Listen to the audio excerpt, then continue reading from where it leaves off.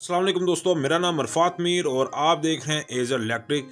तो उम्मीद आप खैरियत से होंगे। तो दोस्तों, आज की इस वीडियो में मैं आपको बता रहा हूं कि जो भाई हजरात अपना जो सा इलेक्ट्रीशियन है या प्लम्बर हैं या जो अपना कंस्ट्रक्शन का काम करते हैं, तो ग्राइंडर को यूज़ करने से पहले उनको किन बातों का ख्याल रखना चाहिए, क्योंकि अक्सर लोग हम इन बातों का ख्याल नहीं रखते, तो जिसकी वजह से हम बहुत ज़्यादा नुकसान उठाते हैं। क्योंकि ये चीज़ इस तरह की है जिसकी वजह से आपको बहुत ज़्यादा जो सा नुकसान हो सकता है। तो वीडियो को शुरू करने से पहले मैं आपको बताता चलूँ, ये एज इलेक्ट्रिक है, जो कि एक ऐसा प्लेटफॉर्म है जहाँ पर आपको डिफरेंट किस्म के इलेक्ट्रॉनिक्स इलेक्ट्रिक प्रोडक्ट्स भी मिलती रहेंगी और उनका नॉलेज भी मिलता रहेगा। और व्हाट्सएप का नंबर आ रहा है, तो आप वहाँ पर व्हाट्सएप करके आप अपना ऑर्डर बुक करवा सकते हैं।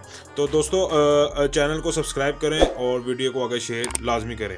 तो दोस्तों, ये आपको एक ग्राइंडर नज़र आ रहा है, तो मैं आपको बता रहा हूँ कि हमें किन किन बातों का ख्याल रखना चाहिए। तो सबसे पहले हमें देखना चाहिए कि जो हम ग्राइंडर यूज़ कर रहे हैं, पहले इसका हमने देखना आरपीएम क्या होता है, ठीक है। उसके बाद हम ग्राइंडर किसको कहते हैं और ग्राइंडर को हम सही इस्तेमाल किस तरह से कर सकते हैं, और डिस्क जो से साइज़ हैं और डिस्क किसको कहते हैं। ये 3-4 क्वेश्चन है जो कि इंटरव्यूज़ में भी लोग पूछ लेते हैं। तो दोस्तों, ये अब मैं ग्राइंडर आपको नज़र आ रहा है, तो हमने सबसे पहले देखना है कि आरपीएम होता क्या है, ठीक है, रेवोल्यूशन पर मिनट, ठीक है। तो आरपीएम जो सा होता है, जो इसके अंदर एक मोटर लगी होती है, उसका पर मिनट के हिसाब से जो सा उसकी स्पीड की वैल्यू को निकाला होता है कि तो हमने देखना है पहले तो ये यहाँ पर उसकी मशीन की वैल्यू लिखनी होती है, ठीक है। तो यहाँ पर जो सा तकरीबन 1200 आरपीएम का है, कोई 1500 का होता है। तो हमने कोशिश करनी है कि जो उसके ऊपर हमने जो सा इसका ब्लेड लगाना है, ये आप ब्लेड देख रहे हैं, ठीक है। तो ये ब्लेड मैं आपको जूम करके दिखाता हूँ। यहाँ पर जो सा ना ये डिस्क आप देख रहे हैं, तो ये डिस्क के ऊपर भी लिखा हुआ है मैक्सिमम, ठीक है।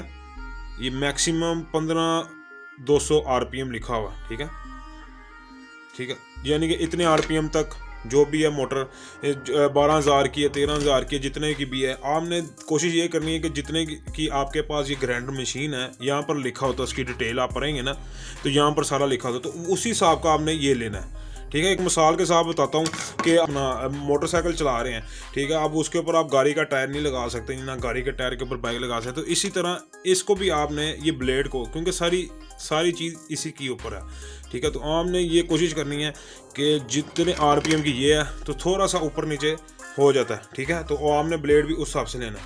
अच्छा, दूसरी बात ये है, आपने इसकी जो वायर, वो वायर देखनी है, ठीक है। तो वायर हमेशा आपने वो लेनी है जिसके अंदर फ्यूज़ लगा हो, ठीक है, जिसके अंदर फ्यूज़ लगाओ। तो फ्यूज़ लगाओ तो इसका आपको एक फ़ायदा होगा कि जब भी अगर ग्राइंडर मशीन जो सी रुक जाती है या कुछ ख़राब हो जाती है, तो उससे पहले ये आपका जो सा ना अपना उसको डैमेज करने से पहले ये आपका फ्यूज़ उड़ जाएगा, जिसकी वजह से आपका ग्राइंडर रुक जाएगा। यानी कि आपका ग्राइंडर अगर कोई तंग कर रहा है अंदर, क्योंकि पता लगता नहीं है जब इस तरह का होता है, तो ये आपका जो फ्यूज़ है, तो ये आपका जो सा है जल जाएगा और जिसकी वजह से आपका ग्राइंडर रुक जाएगा। अच्छा, अब आगे मैं बताता हूँ। तो अगला आपने स्टेप ये देखना है कि आपने ब्लेड को किस तरह से लगाना है, ठीक है। उल्टा नहीं लगाना, इस तरह आपने इसको इस तरह लगाना है। और उससे पहले आपने इसकी जो सी सारी जो सी चीज़ें हैं वो आपने मुकम्मल कर लेनी है, ठीक है। आपने यहाँ से देख लेना कि जो सा इसका अपना ये जो सा इसके अंदर लगती है इसकी वाचल, ठीक है। तो इसके अंदर आपने इसको इस तरह फिट करना है। ये देखें, ये इस तरह बैठ गया। उसके बाद आपने इसको प्रॉपर जो सा यहाँ से इसको हाथ के साथ नहीं करना, क्योंकि अक्सर लोग मैं देखता हूँ कि वो हाथ के साथ इस तरह कर देते हैं, तो बस बात ख़त्म होगी, ठीक है। तो आपने इसको करना नहीं, इसके साथ कीज़ होती हैं, ठीक है। आपने इस कीज़ की मदद से आप इसको टाइट कर सकते हैं जितना मर्जी, ठीक है। आपने इसको फुल टाइट करना है, ठीक है। तो फुल टाइट करेंगे तो जिसकी वजह से जो सा ना ये ग्राइंडर, ठीक है, ताकि आपने अपनी सेफ्टी को देना, जिसकी वजह से आप इस जो सा नुकसान से बच सकते हैं। तो उसके बाद मैं आपको बताता हूँ कि इसके बाद क्या कौन सी चीज़ ज़रूरी है, ठीक है। तो वो हमने क्या करनी है, इसके बाद कौन सी चीज़ ज़रूरी है वो मैं आपको बताता हूँ।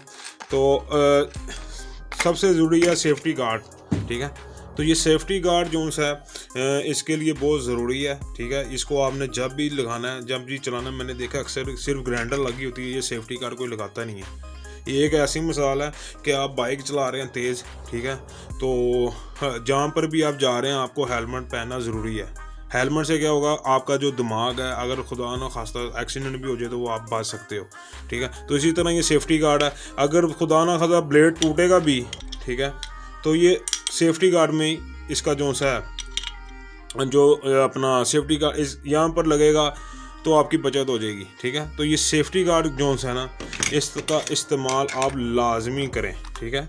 तो ये मैं जो भी भाई होते हैं मैं उनको यही कहता हूँ कि इनका ना सेफ्टी गार्ड के बगैर ये ग्राइंडर ना चलाया करें। उसके बाद मैं आपको बता रहा हूँ कि आपने क्या जो चीज़ देखनी है कि आपने हैंडल देखना है, तो हैंडल को भी आपने उसी हिसाब से लगाना है जिस एंगल के आप हैं। आप लेफ़्ट के हैं तो आप लेफ़्ट लगा लें, राइट के हैं तो राइट लगा लें, ठीक है। तो उसके बाद आप ये ग्राइंडर जो सा अपने यूज़ के लिए जब करते हैं तो आप शीट पहना करें, जो कि आपको ये पिक्चर में नज़र आ रही है। तो ये शीट पहना करें जिसकी वजह से आपकी तो आपके जो सा आइज़ पे ना लगे, ठीक है। और हेलमेट का इस्तेमाल आप करें, आप ग्लव्स का इस्तेमाल करें जिसकी वजह से इसकी जो ग्रिप है वो रहे, ठीक है।